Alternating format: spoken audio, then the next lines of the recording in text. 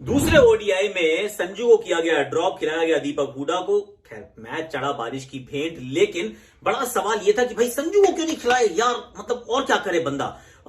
अब ये वैसे आपकी बात जायज हो सकती है अगर आप कहें कि इनको खिलाना चाहिए आपको ऋषभ पंत की जगह, पर यह मत भूलिए कि ऋषभ पंत इस टीम के वाइस कैप्टन है, तो उनकी जगह तो अभी आप किसी को खिला नहीं सकते, पर उनकी जगह खिलाया गया दीपक हुडा को। Are you getting confuse?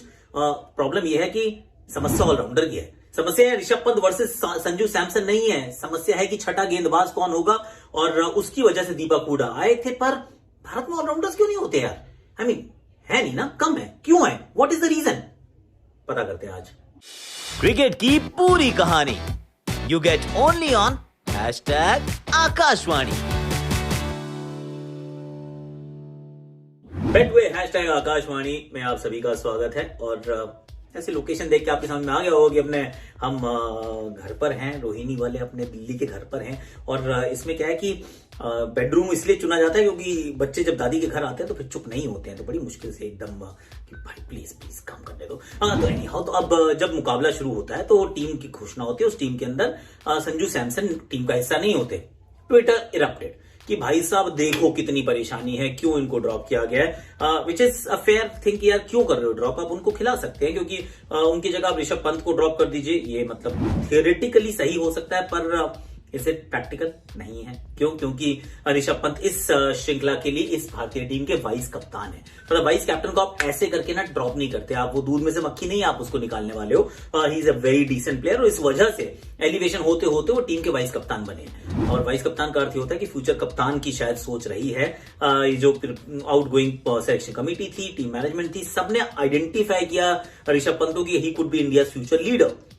जब आप उस दृष्टिकोण से देख रहे हैं तो फिर इतनी जल्दी तो पेशेंस उनके साथ आप नहीं छोड़ने वाले। Make sense. अब संजू की जो फैन आर्मी जो है, they are up in arms की गलत हो रहा है। देखिए आप इस बात से असहमत हो सकते हैं, आप तो इस बात से भी असहमत हो सकते हैं कि जब आप उनको 6 पे खिलाते हो क्यों खिलाते हो यार? संजू तो टॉप ऑर्डर का बैटर है, तो टॉप ऑर्डर पे खिलाइए, 1 2 3 में खिलाइए।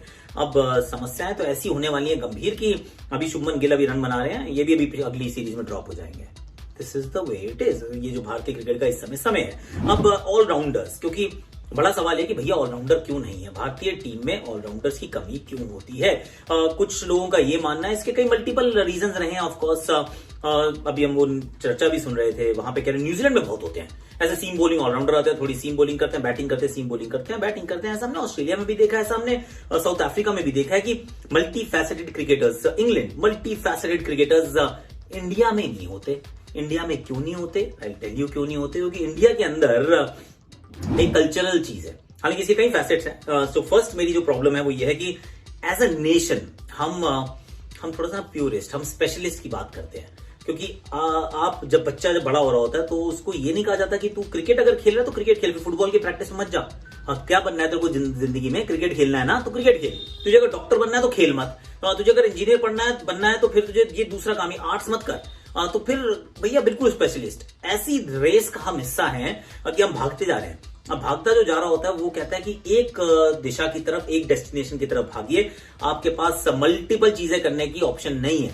जबकि मतलब हमने जॉन्टी रोड्स को देखा, हॉकी भी खेल ली भैया, क्रिकेट भी खेल रहे हैं, हमने अलीस पेरी को देखा। ऐसे बहुत एग्जांपल्स आपको मिलेंगे जो मल्टीपल स्पोर्ट्स में एक्सेल कर रहे हैं। हमारे यहाँ एक स्पोर्ट के अंदर एक डिसिप्लिन।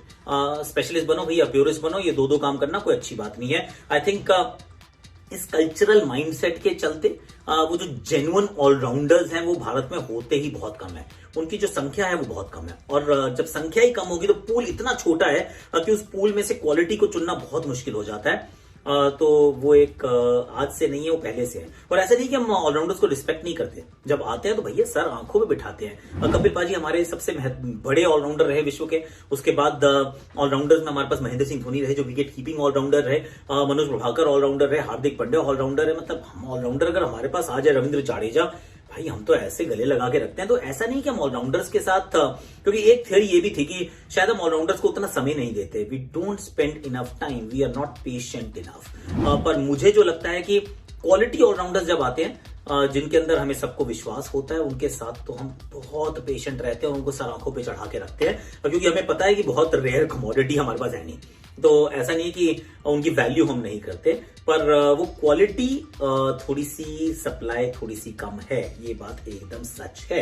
अब एक पार्ट तो ये हो गया कि भैया आपके पास ऑलराउंडर्स कम है। अब न्यूजीलैंड एक्सेट्रा में ऑफ कोर्स एक तो है कि मल्टी डिसिप्लिन वाले लोग आपको मिलेंगे, क्योंकि भाई कर रहे हैं वो, कल्चर ही वहां का ऐसा है कि सुबह फुटबॉल खेल ले, शाम को क्रिकेट खेल लियो, सब कुछ ठीक है, इट्स ऑल राइट।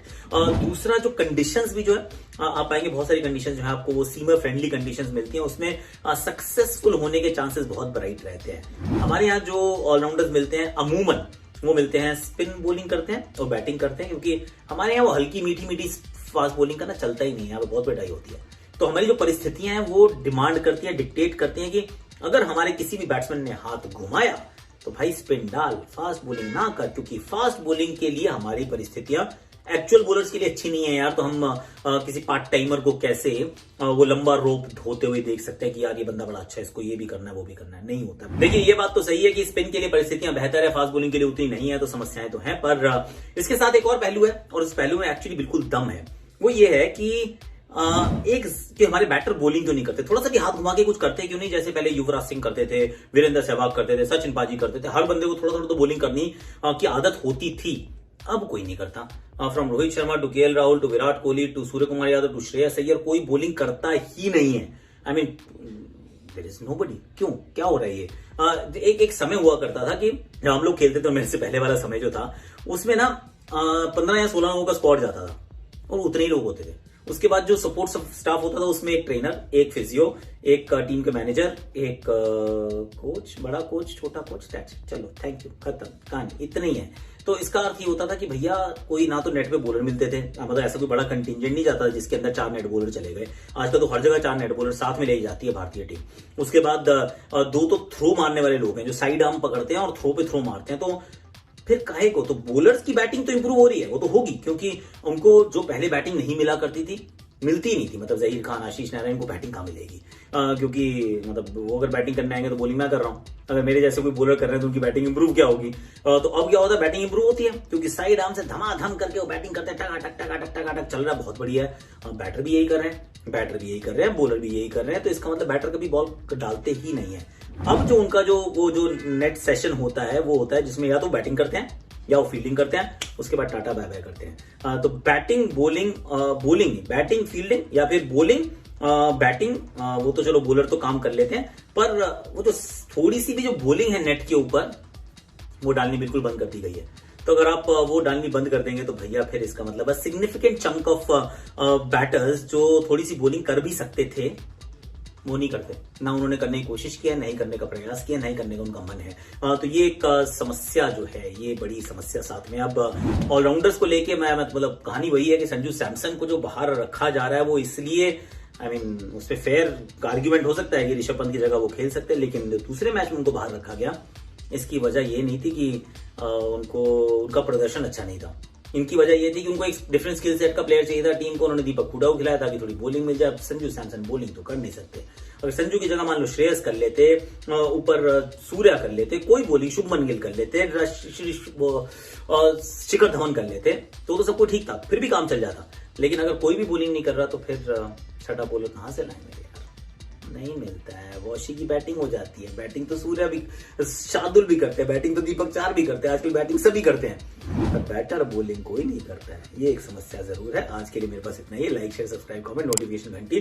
कल का देखते हैं कल कौन सी जगह से लोकेशन के साथ वीडियो आपके पास आएगा, क्योंकि मुझे जाना है जयपुर, रणथंभौर भी जाएंगे उसके बाद, तो फिर आपको वहां से नए नए वीडियोस भेजने का प्रयास करेंगे अलग अलग लोकेशंस में। लेट्स सी क्या होता है। आज के लिए अभी के लिए इतना ही। Like share subscribe comment notification घंटी। बेटवे का लिंक भी हमने डाल दिया है, टेलीग्राम का लिंक भी हमने डाल दिया। Please do come check us out. Thank you.